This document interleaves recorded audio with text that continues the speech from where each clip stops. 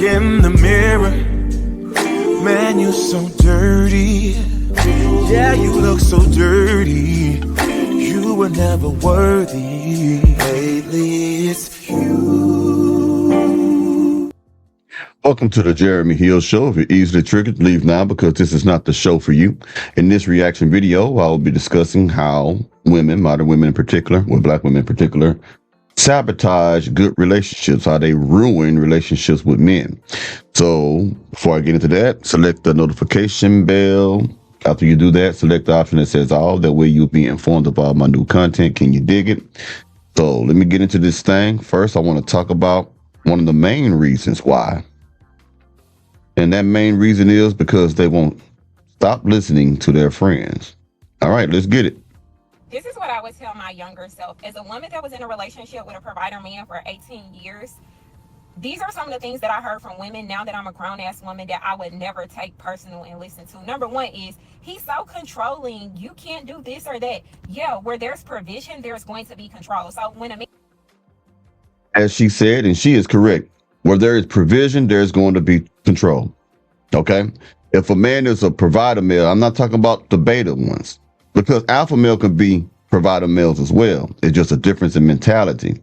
As a man, you're supposed to take care of your family, your wife, and your children. So you have to be a provider, but you don't let women run over you. You run your household. Okay? You're the head of the household. That's that alpha male provider. That beta is the complete opposite. He runs the household. I mean, he doesn't run the household, but she still gets what she wants out of him. But back to what she's saying right here. If the man is taking care of you, I don't care if it's 50-50. I don't care if it's 100%. All that argument and stuff about that. If he's there and he's providing, there is a degree of control. He could tell you where to go. He could tell you what to dress like. I know women don't want to hear that, but that's the truth. Everywhere in life, if you're on a job and they're providing you a job and they're providing you uniforms or they're providing you tasks to do, there is control on your job. And that control is by your supervisors, your management, CEOs, or whatever it is. Anytime in life that you go somewhere and someone's providing you something, they do have certain control over you. If you're homeless or you're down on your luck and you need a place to stay, then you stay with your family members or your friends. They have a certain degree of control of what you could do in their house because it's their house or it's their apartment. You can't come and go as you please. You have to clean up if you're going to be here. You're going to have to be mannerable here if you're going to be staying here underneath my roof. I'm doing this to help you. But at the same time, you do not run what it is that I've worked hard for, that I am generously providing to you at the moment. Control and provision always go together. And that's what women fail to understand. Women like to get everything in life, but don't want to worry about the consequences or any type of guidance that comes along with it or any type of direction. You get me? They want to do whatever they want to do. The modern women. Let's keep going. He's so controlling. You can't do this or that. Yeah, where there's provision, there's going to be control. So when a man is taking care of you, yeah, he's going to have some say of what you wear, where you go, what you do. And the people that say no, like, they're probably dealing with men that make them go 50-50 or better yet, pay everything. So I would never listen to that shit again. And I didn't even listen to it then. The other thing that would get in my head was people saying, like, she wouldn't have this if it wasn't for him. The whole time, these bitches was wishing they had a man to take care of them and buy them. This is what that's about. When women say she wouldn't have this if it wasn't for him, that's how they downplay that. See, women are subtle, they are sneaky, they are conniving. Now, we know women are all emotional. So let me show you how they use that to play, how they use that against other women. They attack women's ego. Because we live in a time right now where women feel that they must prove everything to everybody. They must prove that they are independent. I call it hyper independence, but they have to prove to them that they don't need no man. They don't need nobody. Okay.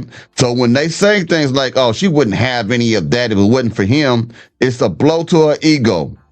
If that woman has went out and got educated or works hard and she has earned things on her own, but then a man comes along with greater provisions who has more than she does, and then she benefits from that because they are living together. What they doing, if they're doing cohabitation, that's up to them. If they married, if she married into that, and that man has a lot more than she did, and her girlfriends start to see that she's living a better life, that's one way of pulling her down, okay? And that's also one way of making themselves feel better, because they feel as if they cannot get a man like that. And every woman, well, there are some that are delusional, but most women know the reasons why they can't get those type of men, because men have told them that their mouths are out of control, they talk too much, they're very disrespectful, they hard-headed, don't listen. Men have told them this. And some of these women know these things about themselves, but they want to be in denial of it or just dismissive of their negative qualities. Okay, so women say that about other women to pull them down, to shame them, to make themselves feel better. And also it comes from a place of envy and jealousy. Jealousy is like a compass. It shows you or it points you to the things that you wish you had. When you're envious, it's pointing you towards the things that you wish you had, but you don't have the ability to get. The things, and me have lived a boss bitch life and a kept wife life. I'm telling you, shit hit different when you're not spending your own money on it. I don't knock boss bitches because I'm in that era, but like I said, those same women will be wishing a man put them in a soft girl era. They just try to get in your head because they want your spot. The next thing is, don't talk to people that ain't never did what you did or have going on what you have going on about it. That is the truth to an extent. Okay. Women who are in good relationships should not be getting advice from women who are not. Women who are in good relationships should not be getting advice from women who has had a proven string of failed relationships. Okay. And on the flip side, women who have good relationships and don't know how to maintain them should talk to women who have. Younger women especially should seek out elders, not just any elder, because there are elders now that are just as dysfunctional as the younger generation these days. They need to seek out older men, older women who have a proven track record of a successful relationship, preferably couples who are married. All right. Now, it's all this boss bitch and all that stuff. You know, I throw that away. I don't believe in that. There ain't no such thing as a boss chick. That's something that they brought up. That's something that they created. If you're a boss chick, then you would be making more money than all the men in the planet, on the world. If you're a boss chick, then you would have created the civilizations by the grace of God. There's a lot of things. If you're a boss chick, you wouldn't be calling us when it's time to go to war, and we have to go to war and fight and defend the liberties of this country, the servicemen and the servicewomen. But it's headed by men. Keep going.